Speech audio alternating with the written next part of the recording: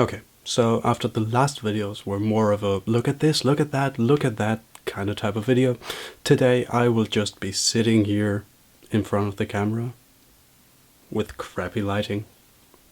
Maybe it's to get comfortable in front of the camera, maybe it's just because that's what society expects of a vlogger and I want to follow that stereotype, obviously.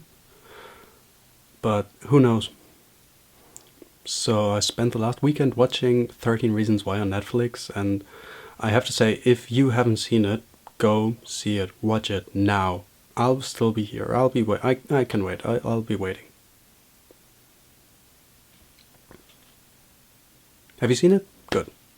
Well then, either welcome back or let's finally get going.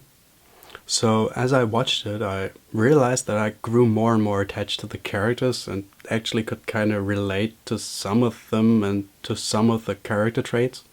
To say shortly, I was emotionally invested, and then it was over. 13 hours, just over. There was no next episode button, and I was just sitting there staring blankly into my room. It was like a group of friends had suddenly left me, and I suddenly didn't know what to do next. But then I started thinking, would this have happened if it was just a 2-hour movie?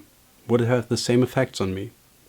Let's take Arrival as an example, because it's probably the film I spent the most time thinking about after seeing it. While I saw it, I was deeply invested in the characters and the story that slowly unfolded. But once the film had ended, what really stuck with me weren't the characters and people in it, but rather the story and the themes.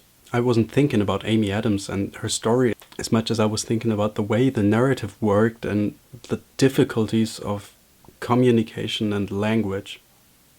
A criticism I hear a lot about Rogue One is that the characters were just plain boring and they didn't have anything interesting to them. And though I don't necessarily agree, in my opinion, Jyn and K2SO were two great characters, I somewhat have to agree with that, because in those 2 hours you couldn't get to know every nuance and little thing about every character of the whole squad. It would be like the Suicide Squad, where basically they spent the first 30 minutes trying to introduce the characters and it just was boring and repetitive and not very interesting. But say we had an 8-hour version of Rogue One split in hour-long parts, I think we would get to know the characters a lot better, but for what the film was trying to tell, the story just wouldn't work on such a scale, because it's a really small and contained story. So you can't necessarily say that TV is superior to film just because there is more to it, because it really depends on the story you want to tell, and if character is the most important thing, or if it's something completely different.